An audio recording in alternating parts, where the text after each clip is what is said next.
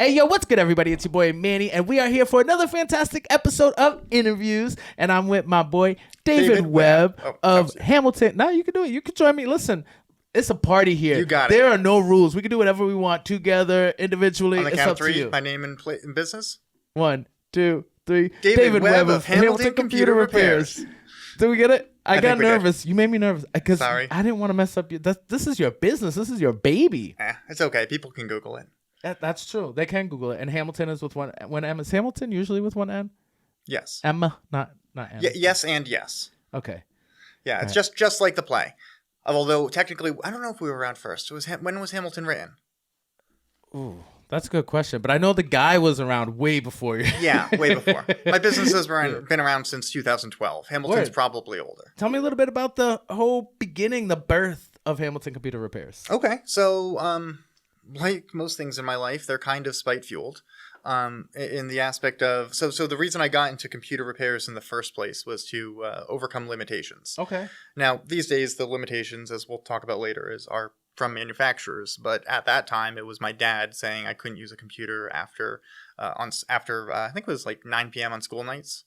And that was not an unreasonable limitation. Yeah. But fuck that. So right. I hear you. I met a friend in detention who I'm actually still friends with. And let me ask you real quick. I don't mean to interrupt you, but did you have good grades? Okay. Anyway, you met your friend in your detention. I don't want to lose that story. Go ahead. And I talked to him about advice, and he talked to his best friend who essentially said, just install Linux on it. So I'm trying to install Linux on my computer, which bypasses my dad's security software that locks me out after 9 p.m. And you were how old at this time? 16. Okay. Oh my God. My son's about to be 15. I'm in trouble soon. Well, I mean, the first pass, just careful with home computers. Passwords are not actually, anyways, that's a whole other thing. Anyways, so I bypassed that software and I then accidentally erased the drive on my computer, which forced me to reinstall Windows on my laptop, which is now one of the most common things we do for customers. And the story is relevant because at every stage, the reason I've done something differently with computers is really to, get past a limitation from an external source. So the reason I got into this business is because I was doing So I was doing computer repairs out of my backpack for a long while, and then I started doing it at a pawn shop. Because the pawn shop owner, there's a stage before that, which is after working in a bunch of computer repair shops in Worcester, I partnered with someone to open one in the Denholm building, actually, very downtown Worcester. That's prime real estate. Yeah. Well, I mean, at the time it was still completely dead, but it was central to everything. Right. I mean, it's easily accessible. Yeah. Well, parking's kind of a bitch, but right. Yeah, exactly. But I was still going to Quinsig at the time, so I would literally catch the bus. It would drop me off downtown in front, and that was, anyways. That partnership was going downhill. The guy was he wasn't a bad businessman in the sense of not having. He wasn't of low integrity, but he didn't have capital or great customer service. He was a good technician. Just kind of existing, though. Yeah, but he was, when it comes, there's a lot of people who are great at what they do, so they start charging money for it, but they don't have the bookkeeping skills, the customer service skills, the any of the other things around. Yeah, there's a lot of people. It's not just, don't worry about it. This is a whole, there's so many books for, anyways. Yeah. But I was ruining my reputation by working with him because he was, taking deposits for repairs and then using it to pay rent because he needed rent money instead of ordering parts, and my reputation was getting harmed by sticking around. So I got an offer from a pawn shop owner to effectively just start working out of there. I would keep half of the repairs. He would pay me a flat fee to do his computers weekly and post his, and that was great. So we, about 6 months into that, he wants me to do busy work. It's the summer, which is the slow season for computer repairs. Everyone's outside. No one's, computers can wait till back to school season at that point. So he wanted me to do busy work and post all of his stuff on Craigslist. I didn't feel like I was being paid enough for busy work, so we were renegotiating, and I was like, okay, I think I'm going to go back to working out of my backpack. And he's like, okay, you want to rent my dad's storefront? And so I did. And so that's how I originally got into computer repair, was essentially one, fuck that, I'm not dealing with this bullshit, after another. Word. And are we allowed to swear on this podcast? Yeah. Cool, I mean, good. Are you cool? No, not really. You sure? Okay, good. Anyways, so it was one after another, and mostly I what it really comes down to is what got me into being a small business owner is authority issues. Now, flash forward to about, at this point, 8 months ago? I don't know. Middle of last year. My 10-year anniversary in business, the 10-year anniversary of our grand opening was June 1st, last year. And 2 months before that, I got non-renewed on my lease. My landlord, it's a whole big thing. I've been ranting about it on my podcast. So you don't get subpoenaed. I'm not going to discuss it here. Mm-hmm. But I appreciate that. You're welcome. I literally am handing over shit to my lawyer this week. It's miserable, but necessary. Sorry to hear that. You know, it's okay. I'm going to get a lot of money from it in the end. Nice. But anyways, she non-renewed me at the very, very last moment. And so I had the choice of effectively letting my business. I was planning on selling my business. Opening a gun shop. And so I wasn't that's like a whole other world. Yeah, well, that's seriously. When we talked about what do you want to talk about today, that's on the like I've got a whole federal investigation followed by a redemption story that we could talk about on some other. Anyways, we'll get there. Yeah, 117 firearms in less than 16 months, and currently no charges anymore. It's all cleared. That's great. Yeah, it's a fascinating long story. Anyways, I was going to open a gun shop. I wasn't planning on having a computer repair business right now. Right. I wasn't planning on having one in like July of last year. I was in the process of lining up a buyer for mine. I had a friend who had a similar mentality to me. Anyways, the buyer. So I couldn't hand it over to someone because I couldn't. She wasn't willing. Like I essentially either had to find a new place for my business or allow my business to die on its 10-year birthday. Oh no, we can't do that. Right. So instead, I as I said, spite fueled, found a new place, a few storefronts down the road. Not a few storefronts, but like 3 blocks down the Park Ave. It's bigger, it's better, and we're building it out. But the real answer to your question, what got me into computer repairs as a business, is the difficulty with computers, the fact that it's you want to upgrade something, you have to know exactly what you're doing, you have to figure this out, you have to be able to get that part. Mm-hmm. It used to be a lot easier. It used to be, that was one of the things I loved about this was anyone with a screwdriver and YouTube could get into this business. Yeah, that's what I thought when I got my computer back in the 90s.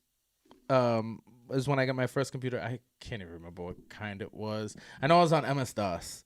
Do you remember that? No, I started How with. old are you? I'm 32. I started with XP.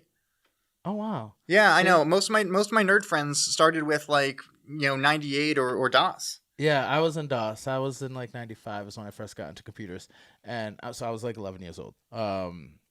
And it was so easy, and it was like so easy to upgrade. You could do it at home. You could just go buy the disk that you needed, the software, whatever, or if you needed a new motherboard, go to the store, get a motherboard with more.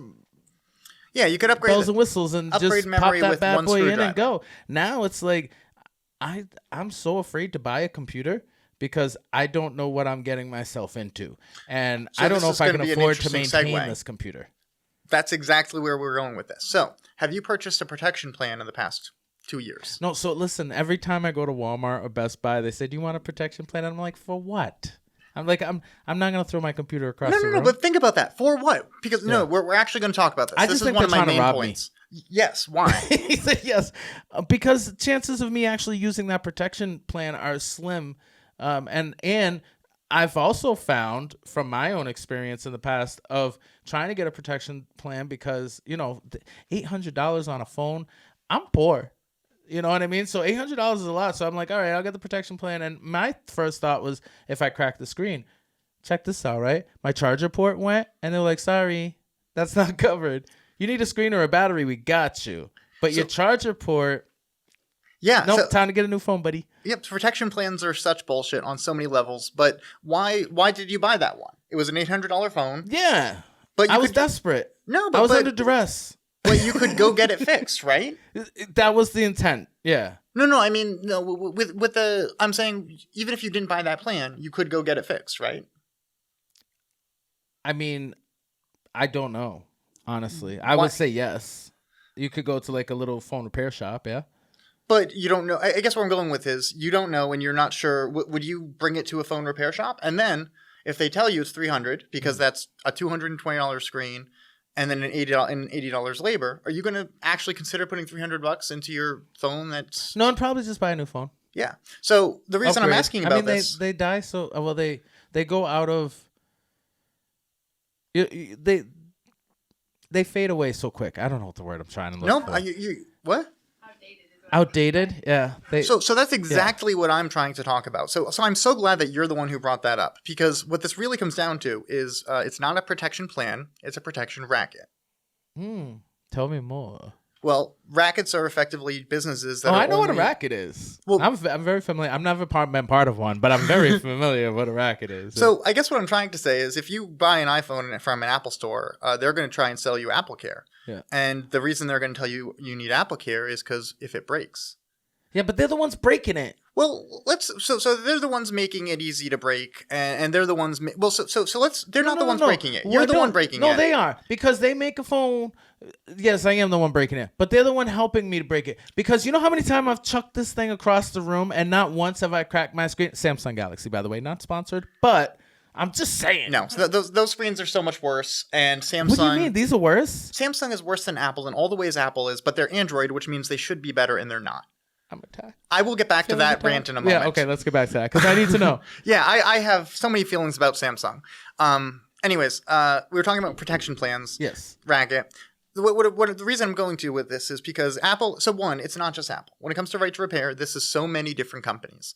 But Apple's just the most. Apple's the easiest to use as an example, because if you go to their Apple Care page where they list their Apple Care products, they will advertise that with that is the only way you can get pretty much fast, reliable service. They use different words, but when you think about it, what they have done is they have commoditized the knowledge and access to repair. And this is not an exaggeration. They've restricted it, and now they're commoditizing it. They've restricted it because they don't provide it. You can't buy parts for Apple products from Apple or from any of the people who make Apple parts. You can't get instructions on how to fix anything from Apple or any of the people who fix Apple stuff. And if you like Apple, let's say there's a Max at Work, an authorized repair place in Shrewsbury on Route 20. Yeah. If they were to give me another repair shop any of the schematics that Apple has provided them, they would be susceptible to significant lawsuits.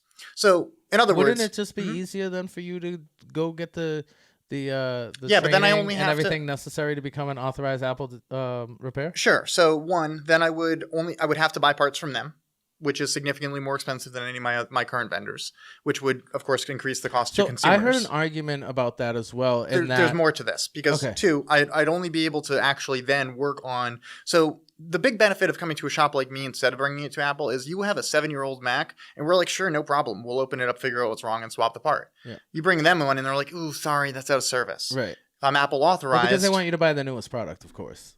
Yes. So that's the thing. It's not about corporate greed. It's actually about control. What it really comes down to is they control you don't own your devices. You are leasing it until it dies for the purchase price. Wait, no. Okay, but you own your device, and then it dies, and if you aren't currently paying them to support it, I feel manipulated. Well, you're a consumer. I don't like it. And that's why we need right to repair. So the thing about right to repair, everyone's like, well, what is it? Right to repair is saying to a company, you have to provide the consumers with instruction manuals on how to fix shit. Like, tell people how to open your shit up and sell the parts. That's it. That's literally what this one does. The other one, it's that actual simple. And what about, I don't know, even know if this matters with the right to repair, but like pricing, because I mean, I can say, fine, I'll sell the parts, and then I'll sell you a part that costs me $5 for $200 because I can do that. So to answer your question, we have vehicular right to repair in Massachusetts. We got that like 8-ish years ago, and it's still being fought at various levels in lawsuits because what car manufacturers have done is instead of they released the software that was previously proprietary only to dealers. But they've released it at prohibitively expensive prices. So if you wanted to open a mechanics shop, even if you could afford a lift and shop rent, then you also have to afford subscriptions. I think BMW is like, I don't remember what it was, but it was $29. It was like over $20 a day to have access to. Every car is electronic now. Yeah. Well, so that's what the whole vehicular right to repair thing was about, was stopping it from being completely limited. So you had to have a subscription to even work on the vehicle. Oh. Which is effectively where we're at with phones. Apple, every iPhone has a proprietary processor that everything runs through. And so what this means is that Apple could, with a software update, render every single phone that has had a third-party screen replacement done useless. And they've demonstrated this because a few years ago, they released a software update, and everyone who had third-party screen replacements done has started getting a pop-up message. Yeah. So that was actually why I ended up leaving Google a few years ago when the Pixel started switching over to proprietary processors. They're doing the same thing, and all companies are. So when I say it's not Apple, they're just leading the way. Sneaky little way of making those third-party parts not work. That's not nice. So to some level or another, it makes sense. Like why? Like if you take away the consumer rights and the let's do things for the sake of people aspect from it, this makes perfect sense. Why the fuck would they sell us a device every 6 years when instead they could sell us one every 2 years and then charge us? Because again, protection plans. Mm-hmm. So then we are paying $8 to $13 a month for your device in case anything goes wrong because of their fucking design. Mm-hmm. Plus storage. You have to remember. How often have Apple doesn't make it easy to offload your anything to anywhere. I once had a music teacher who... that's one thing I love about Samsung. I can offload my stuff all the time, but that's the point. I do offload it all the time, too. It's annoying. Well, but they, they allow you to. Have you ever tried to get your music out of iTunes into something else? No. Well, many people are still with Apple because they tried and found out it was difficult. I have no idea what it is.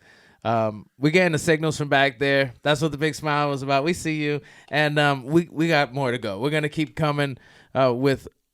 I mean, we're really just touching the very tip of the iceberg here with Right to Repair, and I'm sure you're gonna fill me in with the rest of the iceberg. I've got a few specific action items for people, as well as where they can find out more, as well as shirts. These shirts are going to be for sale. So tune into the second part on YouTube and Facebook at Manny Jae Media, so you can know all you need to know about the Right to Repair Act and how it affects you, how you can get involved. I'm Manny. And I'm David Webb. And this is Interviews. We will be right back.